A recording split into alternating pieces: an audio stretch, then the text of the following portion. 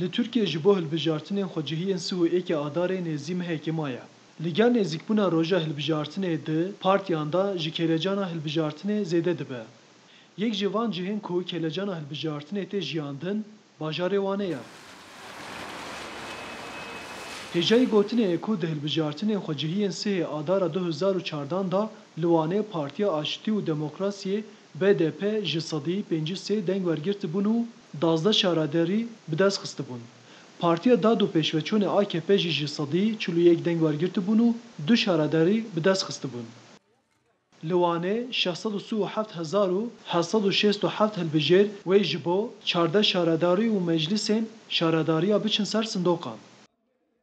Rûnişvanên Wanê jî derheqê pêvajoya hilbijartinê da nêrînên xwe bi me re parve kirin.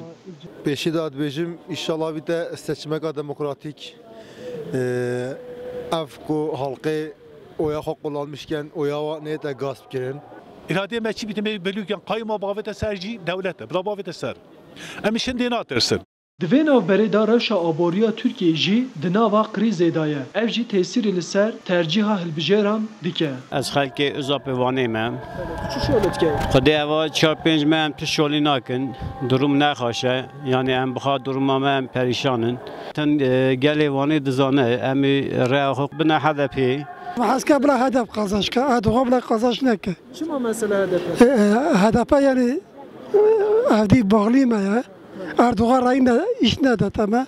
Serokkomarê Tirkiye Recep Tayyip Erdoğan HDP her tim wekî partiya terorî an jî partiya alîkarê terorî pênase dike. Bi gelê me HDP hemû ka terorîst dibîne. Li belê em ya qebûl nakin. Em ya red dikin. Eva irada gelê me ra heqaretekî pir mezin e. Dibêje heta bacan reşî terörist e. Baba ku terörist eşqa ayrılmış ki. Hatta terörist eşqa ayrılmış ki. Bêjim min tu nevê hereda keveş nam me. Dine bêjit hadef heqa yalnız PKK mi? Kuru PKK kiri, hadef kideri, bacan reş kiri, soğan kiri, zoçep kideri. Tahamiyetini peyve girdi. Ama bu her tişteki barış ne bir savaş yutuştuğuna aynıdır. Erdoğan yani ne başet bejitin ser şerri propaganda etketin. Bila ser serahat etketin. Ser demokrasi etketin. Piraniya rûnişvanan diyar kirin ku ew ê deng bidin HDP. Li gorê hin anketa jî li Wanê dîsa diyar e ku hilbijartin dê di navbera AKP û HDP da bi. Li gorî vê anketê HDP ji sedî 56 AKP ji sedî 37 deng wergirit.